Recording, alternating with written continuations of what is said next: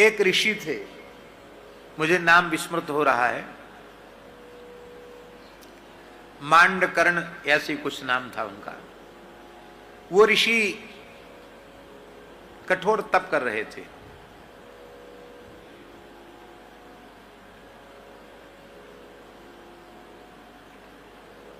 उनका तप इतना विलक्षण था कि उनकी तप के कारण सूर्य चंद्र की प्रभा फीकी हो गई। इंद्रादि देवताओं को भय हो गया। वो सब भोले बाबा की शरण में पहुंच गए। बोले महाराज, ये महात्मा निष्काम भाव से तपस्या कर रहे हैं, इतना तेज इनका बढ़ गया है कि हम सब देवता शक्तिहीन, ओजहीन, तेजहीन हो गए हैं। आप कृपा करके इनको तप से विरत करें, नहीं तो इनके तप के तेज से सृष्टि नष्ट हो जाएगी। मंत्राधीनाश्च देवता। भोले बाबा बोले ठीक है। वो गए थे कंदमूल फल लेने के लिए भैया जी ऋषि, और भोले बाबा आए उनके आश्रम में। अपनी तीसरी आंख खोल के ऐसे ऐसे उन्होंने देखा चारों ओर, वो सारे वृक्ष जलकर खाक हो गए, चले गए। अब गुस्सा दिलाना महात्मा को, गुस्सा आ जाएगा तो तपस्या नष्ट हो जाएगी। इसलिए शंकर जी ने यही काम किया। वहां से ऋषि आए, उन्होंने देखा कि मेरा आश्रम के कितने सुंदर सुंदर वृक्ष थे, पुष्प थे, बिल्व पत्र था और आंवले थे, ये सब किसने जला दिए? एकदम श्रीहीन कोयला जैसा हो गया। बड़े दुखी हो गए, रोने लग गए, क्योंकि उन वृक्षों के प्रति उनका बहुत प्रेम था।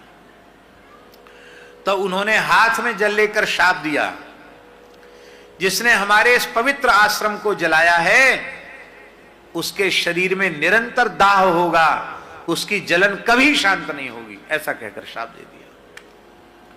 अब भोले बाबा बैठे थे कैलाश में, और वहां तो ऐसे लगा जैसे एकदम भयंकर अग्नि की ज्वालाओं में शंकर जी को रख दिया गया। इतनी जलन। विचार करने लगे, कैसे समझ में आ गया कि महर्षि का शाप है। तब पूरे ब्रह्मांड में चक्कर लगाए शंकर जी ने, बहुत उपाय किए, लेकिन जलन शांत नहीं। तब भगवान से प्रार्थना की कि प्रभु अब क्या होगा। बद्रीनाथ भगवान से प्रार्थना की तो भगवान ने कहा, गाय सबके पाप ताप संताप को नष्ट करती है। और गाय की प्रार्थना की तो बद्री का आश्रम में गो निष्क्रमण तीर्थ से 77 गाय प्रकट हुई। उस तीर्थ का नाम क्या है? गो निष्क्रमण तीर्थ। और हमको लगता वो बद्रीनाथ की गो निष्क्रमण जो गाय प्रकट हुई वो बद्रीस नस्ल की ही गाय होगी, क्योंकि बद्रीनाथ जी की कृपा से प्रकट हुई। अभी अपने उत्तर काशी वाले स्थान में मलुकपीठ में बद्रीस गोवंश के संरक्षण और संवर्धन का काम शुरू किया। इसमें 25-30 गोवंश है और बड़ी श्रद्धा से उनका काम वहां किया जा रहा है। तो वो गायों से प्रार्थना की भैया जी, वो गाय सब भोले बाबा के ऊपर आके खड़ी हो गई और उन्होंने जैसे ही वात्सल्य पूर्वक अपने थनों से दूध का झरना प्रकट किया, चारों थन झरने लगे और भोले बाबा की जलन तत्काल शांत हो गई। और वो श्रावण का महीना था, तो भोले बाबा ने कहा, जो गाय का दूध से मुझे अभिषेक करेगा, जैसे मेरी जलन शांत हो गई उसकी भी सारी जलन समाप्त हो जाएगी, पाप ताप संताप सब चला जाएगा और वो जो चाहेगा वो रुद्राभिषेक से हो जाएगा।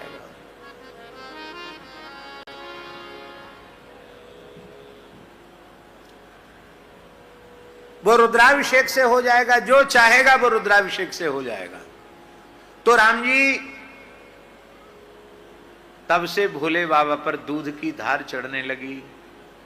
आप कहेंगे कथा क्यों सुनाई? आपकी कथा तो वैसी पीछे चल रही है, आप कथा में कथा कैसे घुसेड़ देते हो? ये कथा कहां से आ गई?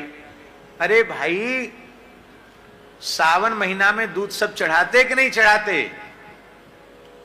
पर ये कथा इसलिए प्रमाण के रूप में हमने उद्धृत की कि गाय का धारोष्ण ताजा दूध, वो भी 100% शुद्ध वेद लक्षणा भारतीय देसी गाय का दूध है, वो शंकर जी को प्रिय है, बाजार का सिंथेटिक दूध नहीं।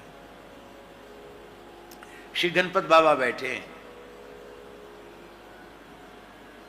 पूज्य बाबा के शरीर में, परम पूज्य बाबा श्री ठाकुरदास जी के शरीर में कई बार खुजली और जलन होती थी, और वो गिरिराज जी को गैया का घी भेजते थे श्रीअंग में लगाने के लिए, और उधर गिरिराज जी के श्रीअंग में गाय का घी लगाया जाता था, इधर बाबा के शरीर की जलन शांत हो जाती थी। ये बात सही है कि नहीं?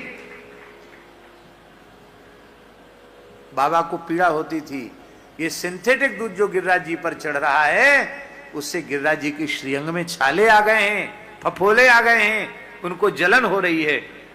वो ऐसी एकात्मता गिरिराज जी के साथ थी कि उस पीड़ा का अनुभव बाबा को होता था। और गाय के घी को कपूर मिला करके जब श्रीअंग पर मल देते, वो गिरिराज जी को ठंडक मिल जाती। तो हम लोगों को क्या चढ़ाना चाहिए गिरिराज जी पर, बोलो? तो ऐसा निश्चय तो हम लोग करें